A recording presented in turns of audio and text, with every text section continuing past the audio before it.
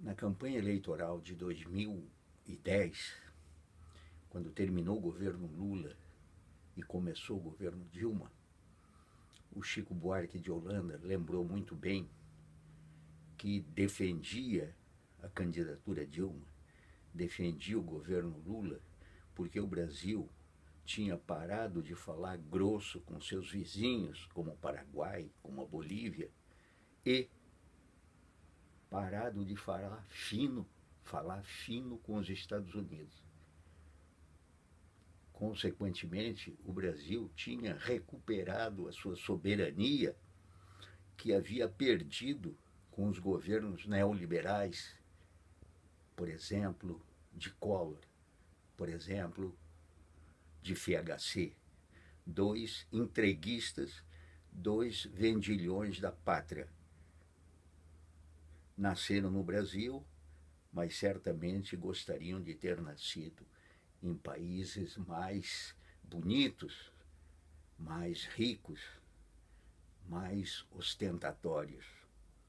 Chico Buarque, portanto, botou o dedo na ferida da questão da soberania nacional, da questão das nações imperialistas, como os Estados Unidos e os imperialismos europeus, e os países explorados, como os países da América Latina, Brasil, Argentina, Bolívia, México, Venezuela, Colômbia, etc, etc. Ora, eu acho que ele acertou em cheio, porque nós estamos numa situação semelhante hoje em dia. Trata-se de uma disputa entre os interesses nacionais, um projeto nacional, um projeto de soberania, um projeto de independência, de interesses populares atingidos ou a serem atingidos, e, por outro lado, o retorno de um projeto imperialista liderado, naturalmente, pelos Estados Unidos e pelos países europeus. Isto é uma questão fundamental. Nós não deveremos confundir outras contradições. Esta é a contradição principal que o Brasil vive hoje em dia. E vive há muito tempo, não é de hoje. Essa contradição é que tem que ser enfrentada como centro da questão eleitoral. Ora, eu tenho um depoimento pessoal sobre isso, porque, na verdade, eu praticamente, desde menino, me tornei anti-imperialista. De um lado, tendo nascido em São Paulo em 1935, de pais armênios, aprendi com a minha mãe a ouvir as pessoas, aprendi com a minha mãe a ler, não só a ler, mas a saber ler, a saber ouvir e a saber ver, isto é, enxergar e não simplesmente ser uma espécie, vamos dizer, de Maria vai com as outras. Nesse sentido, meu padrasto, quando eu tinha 5, 6 anos, me ensinou que o massacre que os armênios sofreram em 1915, massacre esse chefiado pelo Império Otomano, pelos turcos, este massacre poderia ter sido evitado pelos ingleses e franceses que tinham navios no Mar Negro, no Mar Mediterrâneo, cercando a Turquia. E eles cinicamente diziam que os seus navios não podiam subir até o Monte Ararat.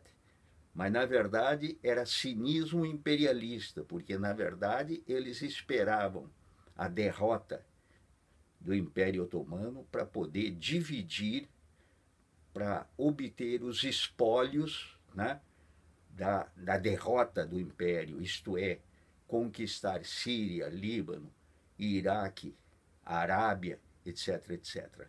Ora, estava evidente, portanto, que existiam interesses imperialistas no mundo e interesses das nações exploradas.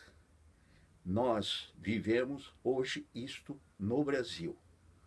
Isto é, Getúlio Vargas, que foi o grande líder nacionalista dos anos 30, 40, 50, foi derrubado por liderança do embaixador norte-americano em 1945. Foi derrubado novamente em 1954, depois de ter aprovado as leis da Petrobras e ter encaminhado as leis da Eletrobras. Isto era intolerável para os Estados Unidos, para os imperialistas, porque, além disso, tinha, durante os anos 50, implantado o BNDES, o Banco do Nordeste, o Instituto Nacional de Pesquisas da Amazônia, o ITA, Instituto Tecnológico da Aeronáutica, que nos deu a Embraer, essa empresa nacional extraordinária, que seu Fernando Henrique, no seu governo desastroso, procurou vender para os estrangeiros, para os franceses.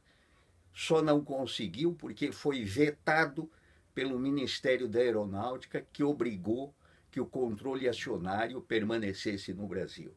Assim como vendeu a Vale do Rio Doce, assim como vendeu a Eletrosul e outras vendas vergonhosas do sistema Telebrás, que até hoje dão margem a sérias dúvidas a respeito de onde foram parar aqueles dinheiros que, afinal de contas, acabaram, parece que, indo para as contas no exterior.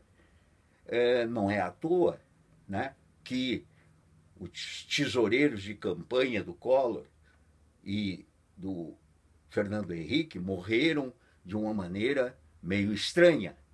Ora, é esta questão que está colocada hoje. De um lado, um projeto que foi liderado nesses últimos anos pelo Lula. O Lula saiu do governo tão respeitado e tão querido pelo povo brasileiro como Getúlio Vargas, enquanto que Collor e FHC saíram mais sujos do que pau de galinheiro. Nós vamos esperar que o Aécio saia do governo mais sujo do que pau de galinheiro? Eu acho que é melhor que ele não chegue lá.